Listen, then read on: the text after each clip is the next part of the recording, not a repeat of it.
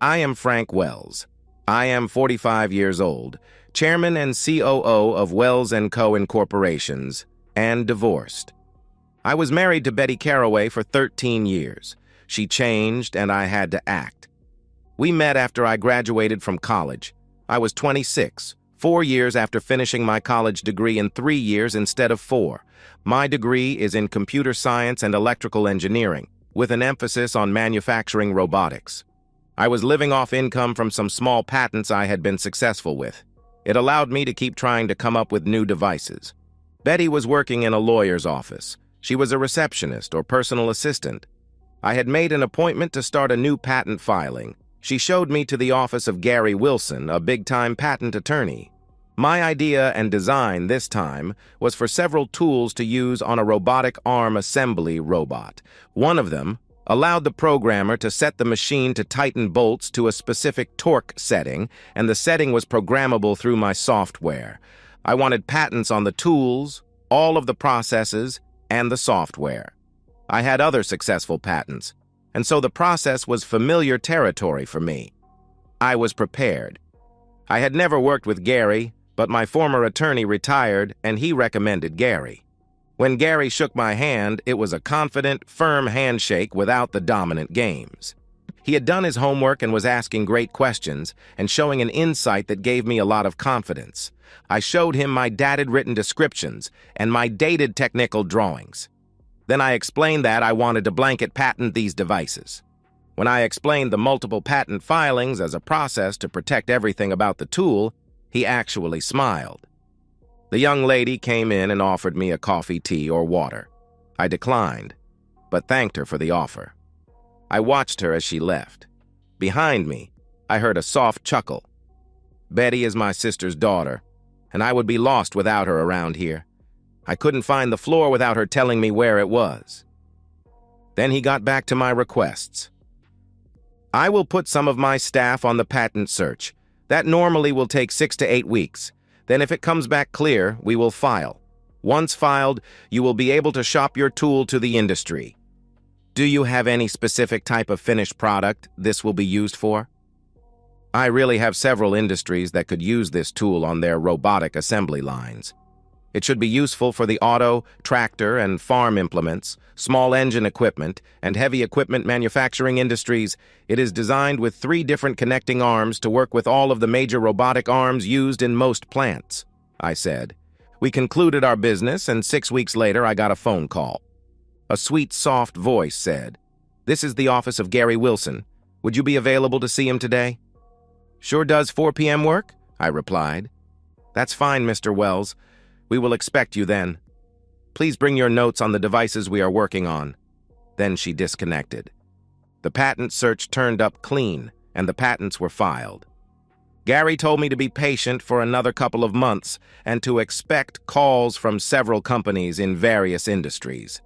He explained that most of the major companies have people whose only job was to find new patents they might be interested in. A few weeks later, I now had 12 more patents. Gary wanted to have a celebratory dinner. I thought it was a great idea. He asked if Betty could join us. I agreed. Then the sneaky son of a bitch pulled a fast one. As I arrived at the restaurant, he called and begged off, but he said Betty was already waiting for me inside. I laughed and told him I would find some nasty way to pay him back. Betty was waiting and was very surprised when I told her what her uncle had done. I said, "Let's pay the sneaky bastard back by having a good time." We had a great evening. I did not want it to end, but Betty had to work the next day. I got a nice kiss and her phone number. Then we started dating. I heard from a couple of major manufacturers about buying or licensing my patents. Because of my ongoing relationship with Betty, I told Gary he was my patent attorney, but I would be using another firm for contracts. He understood and agreed. I called my old attorney and he recommended Sarah Calhoun. I talked to Gary and he approved and said he would give her a professional heads up. I called her office and set up an appointment. When I arrived, I was shown directly in. Sarah was a very warm, attractive lady, who when I first met her appeared to be in her mid to late 30s. She offered a seat and we got right down to business. I asked if she had a suggestion as to how to handle the inquiries and licensing requests. We make them come to us. But first, we need to get you set up as a corporation. That way, you are protected, and the corporation pays the taxes on the entire revenue stream, and you only pay taxes on what you draw out. Corporate tax rates are much lower than individual rates. I have a couple of shelves in corporations. We could use one from a state without corporate taxes and reduce the tax burden even further. You do need to find 3 people to be shareholders and board members, but they only need to hold 1 share. Any questions? Yes, I have a couple. One is, can I license my existing patents to the LLC? I asked. I will look into it, but I am positive that you as an individual can sell or license your patents to you as a corporation. Anything else? Can I use family members as board members?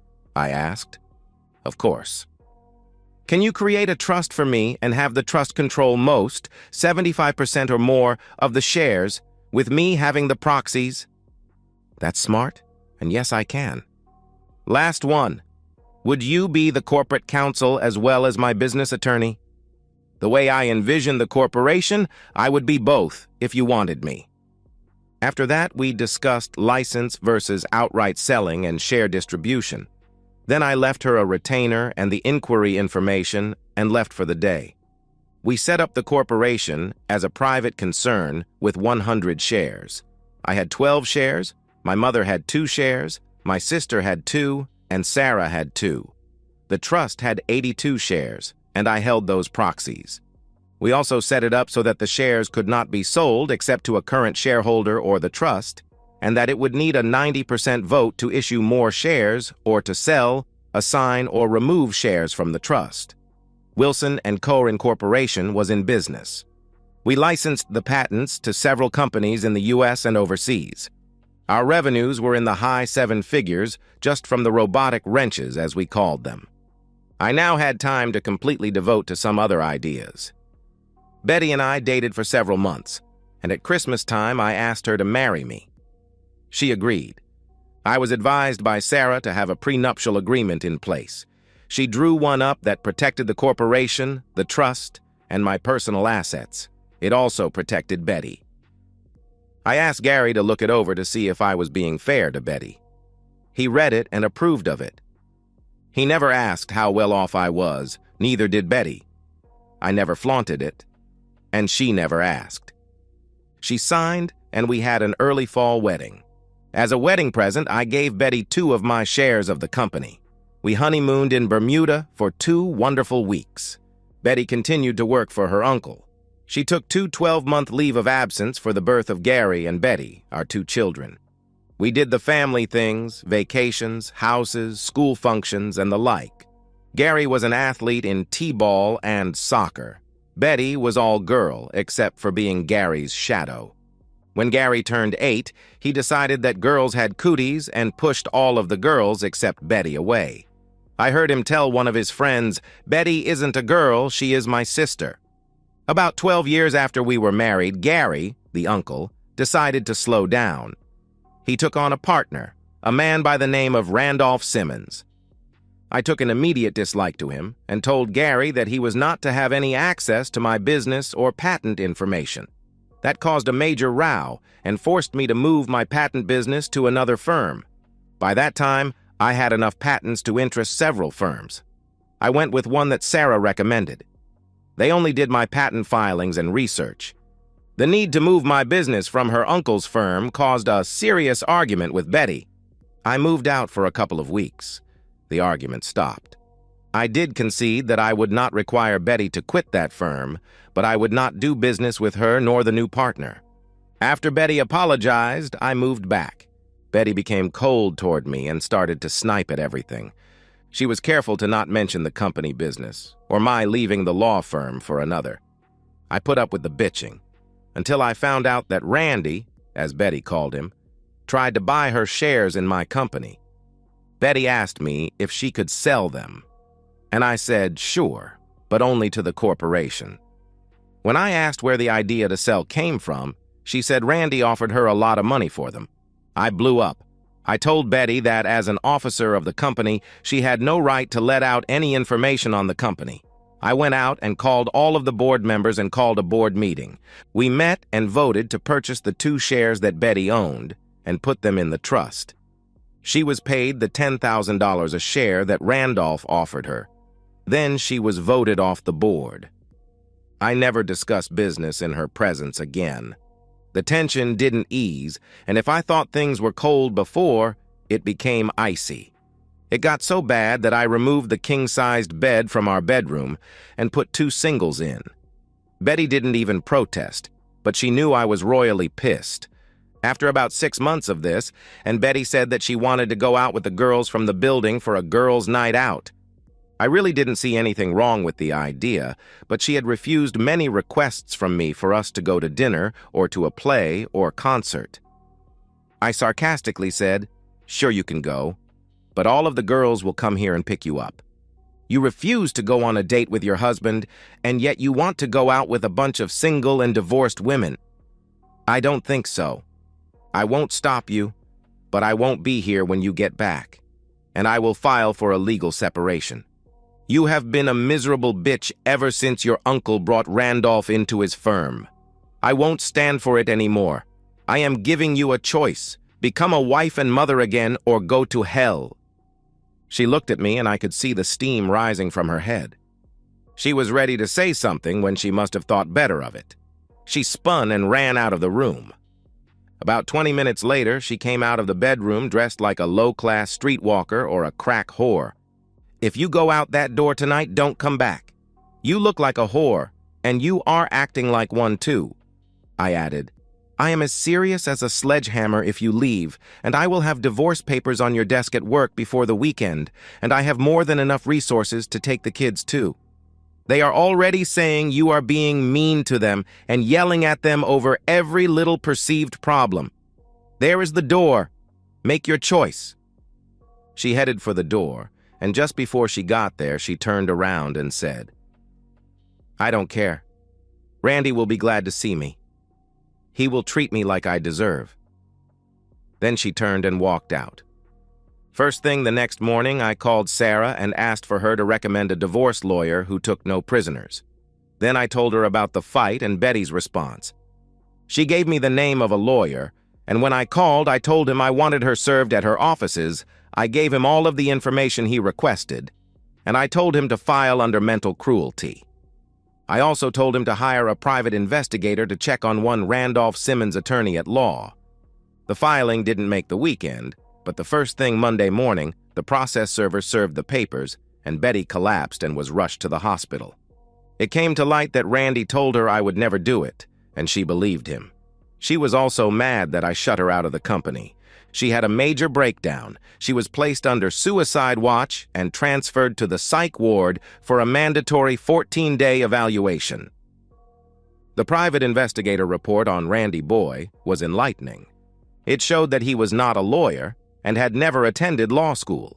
He was also wanted in 2 other states for impersonating a lawyer. I gave the report to Gary, and before he could leave the office that day, Randy was arrested and thrown in jail. The 14 days were over, and Betty called and asked to come back to the house. I said, "Remember what I told you the night you insisted on a girl's night out? You left and threw that fake attorney's name in my face. This is no longer your home. If you win it in our divorce, I will burn it to the ground and take my chances in jail." Almost as soon as that smooth-talking bastard walked into your life, you stopped being a loving wife and became a selfish shrew. I've had enough, and I warned you before you can't come back. I heard sobbing on the other end of the call, and then silence. She didn't fight the divorce, the enforcement of the prenup, or the custody, but wanted unlimited visitation. I didn't fight with her on that. She came and got the kids on a regular basis for about 6 months, and then she started to miss a few scheduled times. Then it was a few more times, and after a year, she would send birthday and Christmas cards and never came. Gary's office closed because the publicity over Randolph's arrest lost him too many clients. I offered him a consulting position with the corporation, but he refused. Without any rancor, He said it just wouldn't feel right. Gary died a couple of months after he turned down the offer I made. It was ruled by natural causes, but I think he just lost the will to live. I saw Betty a few times for a couple of years after the divorce, but I lost track after the third year. I haven't seen her since. And so, we've reached the end of today's story. Was it what you expected, or did it take a twist you didn't see coming? I'm curious to hear your thoughts. Share them in the comments below, and let's get a conversation going. If this story kept you hooked, make sure to hit that like button. And if you're new here or just haven't subscribed yet, now's the perfect time to join our community. I bring you fresh, captivating stories every day, so click that subscribe button and turn on notifications so you never miss out. Thanks for watching, and I'll see you in the next one.